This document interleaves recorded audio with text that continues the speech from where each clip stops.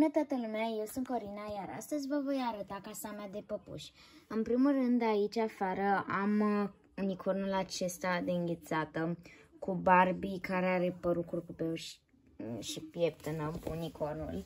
Avem garajul în care avem motocicleta, un cărăcior de cumpărături și un coș de rufe și eu o păpușă acolo, mă rog. Aici avem bucătăria, mașina de spălat. O avem pe Barbie care gătește și stă cu prietena ei. Stau așa la masă. Aici avem cuptorul cu un mini frigider. Avem și un frigider obișnuit și mașină de călcat. Aici avem cealaltă parte a bucătăriei în care noi mâncăm. Aici avem un mini Lego în spate, pentru că aveam un Lego pe care l-am făcut, dar nu știam unde să-l pun, așa că l-am pus aici. Avem și două farfurioare și o avem pe Barbie pe care am tuns-o pentru că nu prea plăcea frizura ei, mă rog. Aici avem pe scări Barbie care, da, urcă scările. Avem încă două păpușele, o zână și o prințesă. Avem doi bebeluși care stau aici în leagăn. Avem un pian, nu știu, chestii de asta.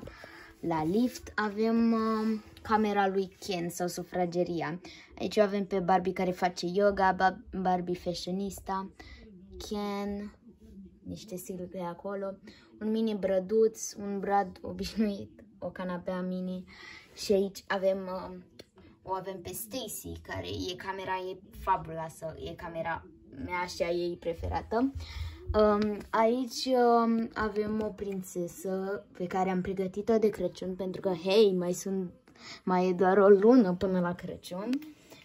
Aici avem camera lui Barbie, doar că se pregătesc toate păpușile. Aici avem locul în care se pregătește ea de plecări, nu știu, mă rog. Avem cele două păpuși care discută, pisica, omul de curățenie, o revistă, nu știu, stați. O revistă, da, noptiera, avem dulăpiorul, care trebuie să dăm statuieta asta la o parte și cam așa se deschide și are o grămadă de accesorii în el. De asta cad atât de multe accesorii. Da. Puteți să vedeți și voi câte accesorii sunt. Nu mai stau să le arăt pentru că îmi cad. Da. Și pun și ăsta. Aici o am pe Barbie care se machează. Aici e poza cu Barbie și Ken, mă rog. Aici avem animăluțul din Frozen. Și un parfum care chiar e adevărat. Doar că era mai mititel, așa că am decis să fie pentru păpuși. Aici avem baia în care avem un coș de gunoi. Avem aici, cum se numește, ghiveta. Stați că am sertărașul acesta, trebuie să-l deschid. Așa. Aici avem niște șervețele, în caz că nu mai avem. Aici avem trusa în care ne băgăm noi astea de spălat pe dinți. O avem pe, cum se zice, o avem pe Elsa și avem și aici toaleta, deși este într-un loc pustiu, mă rog. Aici avem păpușelele acestea. Aici este Chelsea și prietenele ei, care ele două sunt surori. Și în spatele lor avem acest sertăraș pe care vi-l voi arăta imediat. Aici, dacă îl deschideți, avem hăinuțe. Avem o rochiță pentru ea. Avem și pantofiori și avem și încă o rochiță. Dar că e neagră și pe aia o poartă doar atunci când, nu știu, e pe la o ocazie, nu știu, mai, mă rog, cred că v-ați prins voi, nu contează. Îmi place mai mult rochița aceasta pentru că e mai colorată și nu prea îmi place aceasta neagră pentru că nu are foarte multă culoare, mă rog. Și aici stau, ia, și aici stau păpușele, imediat. Să le pun cum trebuie.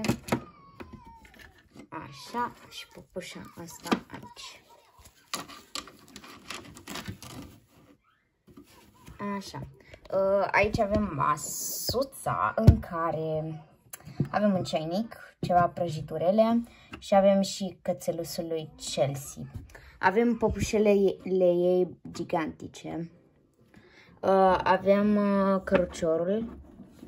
Avem masa la care mănâncă ea. Avem casa de păpuși. Da, după cum dacă nu știați, casa mea de păpuși mai are o casă de păpuși.